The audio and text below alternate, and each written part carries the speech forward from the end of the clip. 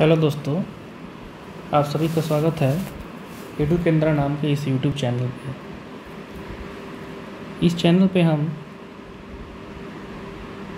General studies से related जो भी सब्जेक्ट्स हैं उन सब्जेक्ट्स की कॉन्सेप्ट क्लियरिटी लेंगे और साथ ही साथ हम उससे रिलेटेड फैक्ट्स को भी देखेंगे। और जनरल स्टडीज़ के अलावा इसमें इंटरनेशनल रिलेशंस रिलेटेड टॉपिक्स भी कवर किए जाएंगे। तो आइए हम शुरू करते हैं। आज हमारा जनरल स्टडीज़ में सब्जेक्ट है मॉडर्न हिस्ट्री ऑफ इंडिया, जिसमें हमने सब टॉपिक लिया हुआ है साइमन कमीशन के गठन से लेकर तीसरा गोलमेज सम्मेलन तक की घटनाएं।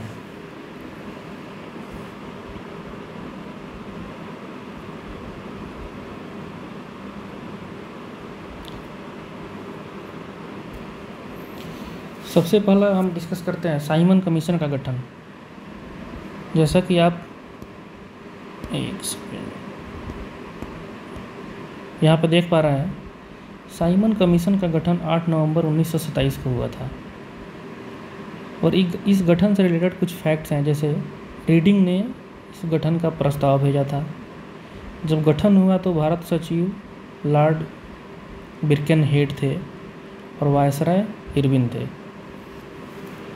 साइमन कमीशन का जो गठन हुआ, साइमन कमीशन एक 7 सदस्यीय टीम थी, जिसमें जॉन साइमन जो थे इसके अध्यक्ष थे और ये इनका संबंध जो था वो लिबरल पार्टी से था। 4 सदस्य जो इसके थे वो कंजर्वेटिव पार्टी के थे और कंजर्वेटिव पार्टी ही उस समय सत्ता में थी ब्रिटेन में। और 2 सदस्य थे वो लेबर पार्टी के सदस्य थे। लेबर पार्टी के सदस्यों में से एक सदस्य क्लीमेंट एटली थे, जो 1947 में ब्रिटेन के प्राइम मिनिस्टर बने। साइमन कमीशन का जब गठन किया गया तो इसको लेकर भारतीय और भारतीय संगठनों के बीच अलग अलग प्रतिक्रियाएं रही।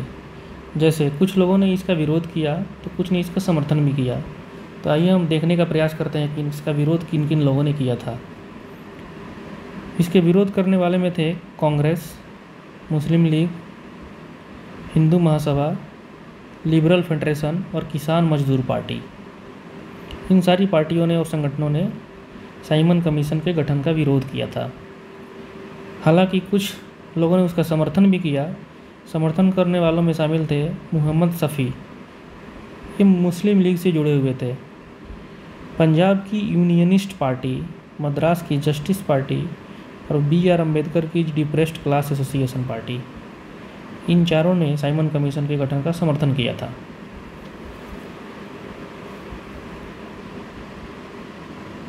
साइमन कमीशन के गठन के बाद दिसंबर 1927 में दिल्ली में मुस्लिम लीग की एक बैठक हुई। इसमें मुस्लिम लीग ने कुछ प्रस्ताव रखे। ये प्रस्ताव रखे गए जो साइमन कमीशन के द्वारा जो संविधान बनाया जाएगा उसमें ये सारी मांगें शामिल होनी चाहिए। इस बात को ध्यान में रखते हुए मुस्लिम लीग ने ये 4 मांगें अपनी रखी। उनकी पहली मांग थी सांप्रदायिक निर्वाचन प्रणाली को ख़त्म किया जाए और संयुक्त निर्वाचन प्रणाली को स्वीकार किया जाए। दूसरी मांग थी केंद्रीय व्यवस्थापिका में कम से कम 1/3 मुस्लिम को शामिल किया जाए।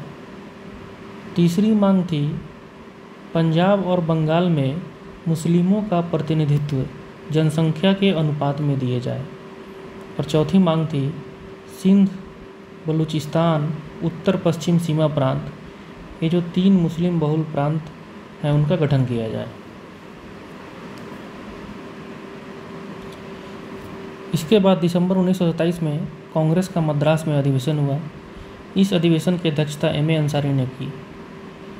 इस कांग्रेस के अधिवेशन में साइमन कमीशन के विरोध करने का प्रस्ताव पारित किया गया और जो मुस्लिम लीग ने दिल्ली प्रस्ताव की जो मांगें रखी थी वो मांगें इसमें मान ली गई। अब चूँकि इसमें साइमन कमीशन के विरोध का प्रस्ताव पारित हुआ तो साइमन कमीशन जैसे ही भारत पहुंचता है उस समय इसकी विरोध शुरू हो जाती है। साइमन कमीशन भारत सबसे पहले बम्बई में 3 फरवरी 1928 को पहुंचा। अब विभिन्न जगहों पे इसकी विरोध हो रही थी।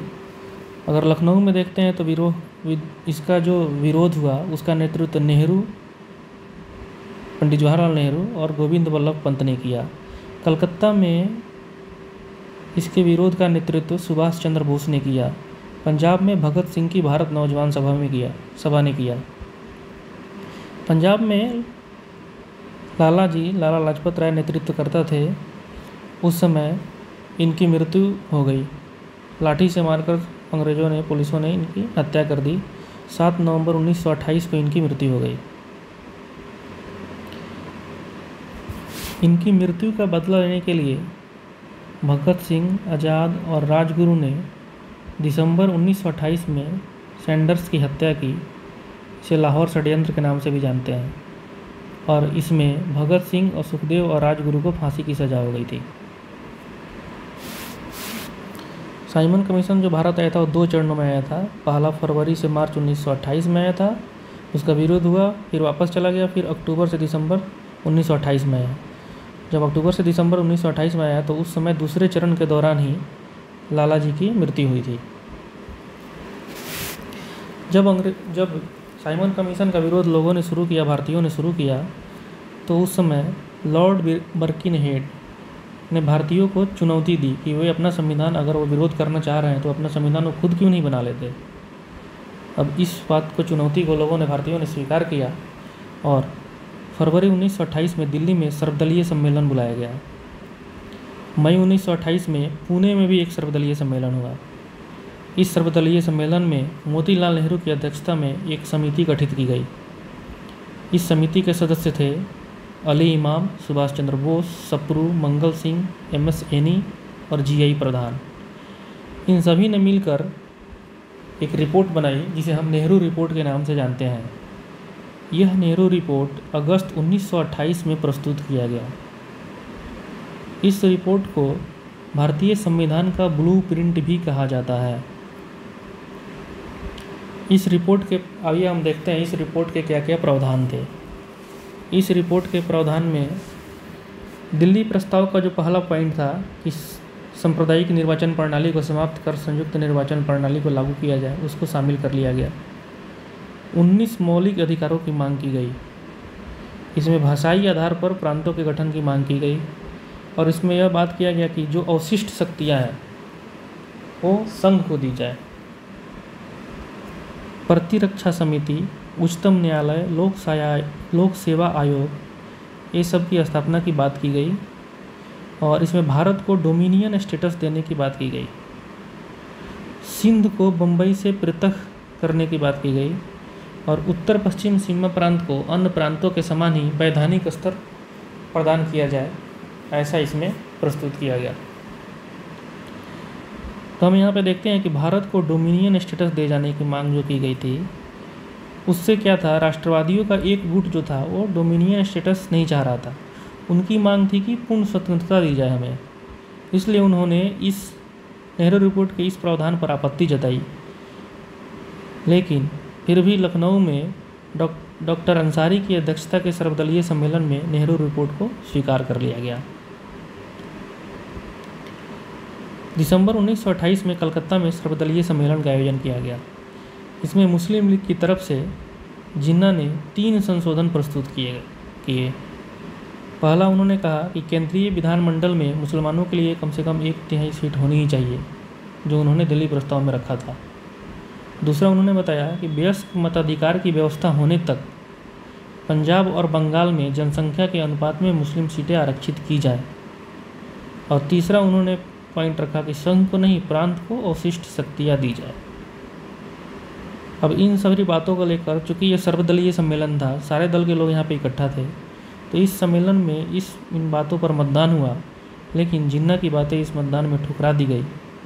यहाँ से हम देखते हैं कहानी 2 तरफ मुड़ जाती है। मुस्लिम लीग एक जिन्ना का अलग कार्यकलाप चलेगा और कांग्रेस की अलग ही प्रतिक्रियाएं रहेंगी। तो इससे हम आगे की घटना को हम दूसरे पार्ट 2 में देखेंगे। धन्यवाद।